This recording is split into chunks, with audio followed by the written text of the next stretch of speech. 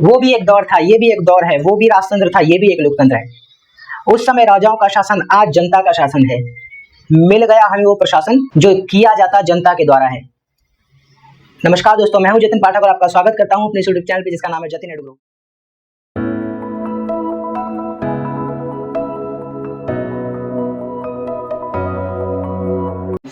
उस समय होने वाला शासन एक साम्राज्य राजतंत्र से भरपूर था और आज का होने वाला शासन लोकतंत्र यानी कि जनता द्वारा बनाया जाने वाला शासन है। यानी ये शासन जनता का, जनता के लिए, जनता के द्वारा किया जाने वाला शासन है। तो यहाँ आज हम, जो कि हम इससे पहले अध्याय 6 कंप्लीट कर चुके हैं, है ना, नए प्रश्न थे, उसमें नया दौर था। अब हम राज्य से साम्राज्य की तरफ बढ़ेंगे। एक राज्य कैसे एक साम्राज्य के तौर पे तैयार होता है वो पढ़ेंगे। लेकिन उससे पहले फिर से एनसीईआरटी के अनुसार चलते हैं और एनसीईआरटी के अनुसार रोशन के रुपए की चर्चा हो रही है। यहाँ पे रोशन के रुपए क्या, जन्मदिन पर रोशन को दादाजी से कड़क नोट मिले और उसने उन्हें अपने हाथ में दबा रखा था। उस एक नया सीडी खरीदने का बहुत मन था, उसे एक नया सीडी खरीदने का बहुत मन था, लेकिन साथ ही वह बिल्कुल नए कड़क नोटों को देखना और छूकर महसूस करना चाहती थी। तभी उसने पाया कि सभी नोटों में दाहिनी तरफ गांधी जी का मुस्कुराता चेहरा बना हुआ था और बाईं तरफ छोटे छोटे शेर चित्रित थे। उसने सोचा, आखिर यहाँ शेर क्यों बनाए गए हैं? भाई, गांधी जी का तो इसलिए पता होगा क्योंकि वो राष्ट्रपिता थे, लेकिन उसके बाद ये शेर का चिन्ह की क्या पहचान है? और भी जानवर लगाए जा सकते थे, पर शेर ही क्यों लगा? क्योंकि कुछ जंगल का राजा था, इसलिए कहानी में तो ऐसे सुनाते। तो कॉन्सेप्ट को आगे समझते हैं। इस अध्याय में रोशन के रुपए वाली सामग्री बच्चे की तस्वीर के साथ लगाएं।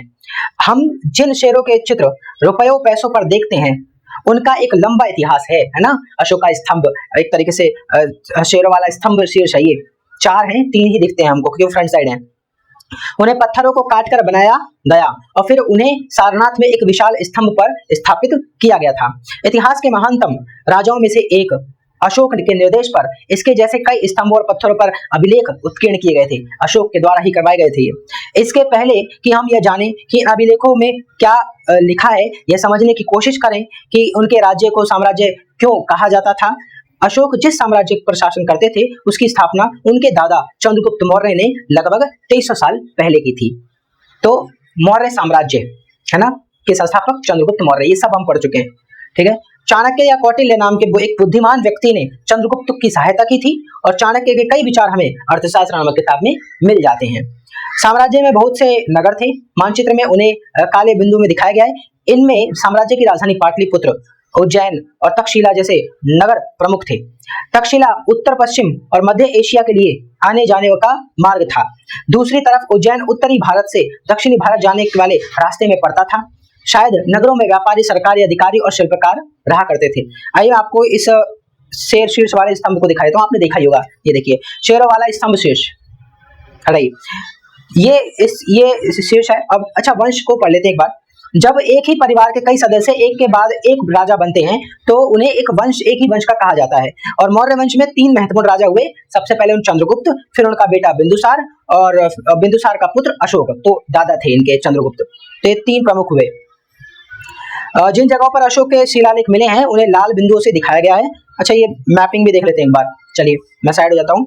ये देखिए, मौर्य साम्राज्य उस युग के प्रमुख नगर और अभिलेखों के प्राप्ति स्थल है। ये राज्य साम्राज्य से कैसे भिन्न है? क्योंकि साम्राज्य राज्यों से बड़े होते हैं और उनकी रक्षा के लिए बड़ी सेनाओं की जरूरत होती है। इसलिए साम्राज्यों को राजाओं की तुलना में ज्यादा संसाधन। अशोक के पिता, ठीक, और चंद्रगुप्त के पुत्र। मिसलिनियस हो गया यार, इसको मिटा देते, ज्यादा कंफ्यूजिंग नहीं होना चाहिए। इसको अच्छे से देखते हैं। हाँ, तो चंद्रगुप्त पहले शासक, फिर दूसरे बिंदुसार और तीसरे अशोक, ये 3 महत्वपूर्ण शासक हुए। और राजधानी जिस राज्य पर राज किया वो राज्य कहां पर है? मगध, ठीक है। और राजधानी पाटलिपुत्र, यानी आज का पटना। पाटलिपुत्र आज का पटना। तो साम्राज्य का प्रशासन, चूंकि मौर्य साम्राज्य बहुत बड़ा था इसलिए अलग अलग हिस्सों पर अलग अलग ढंग से शासन किया जाता था। पाटलिपुत्र और उसके आसपास के इलाकों पर साम्राज्य का सीधा नियंत्रण था। इसका मतलब यह हुआ कि इस इलाके के गांवों और शहरों के किसानों, पशुपालकों, शिल्पकारों और व्यापारियों से कर इकट्ठा करने के लिए राजा अधिकारियों की नियुक्ति करता था, जो राजा के आदेशों का उल्लंघन करते थे। अधिकारी उनको सजा भी देते थे। इनमें से कई अधिकारियों को वेतन भी दिया जाता था। संदेशवाहक एक जगह से दूसरी जगह घूमते रहते थे और राजा के जासूस अधिकारियों के कार्यकलाप पर नजर रखते थे। इन सबके ऊपर सम्राट था, जो राज परिवार एवं वरिष्ठ मंत्रियों की सहायता से सब पर नियंत्रण कर रखता था। मौर्य साम्राज्य के भीतर कई छोटे क्षेत्र या प्रांत थे।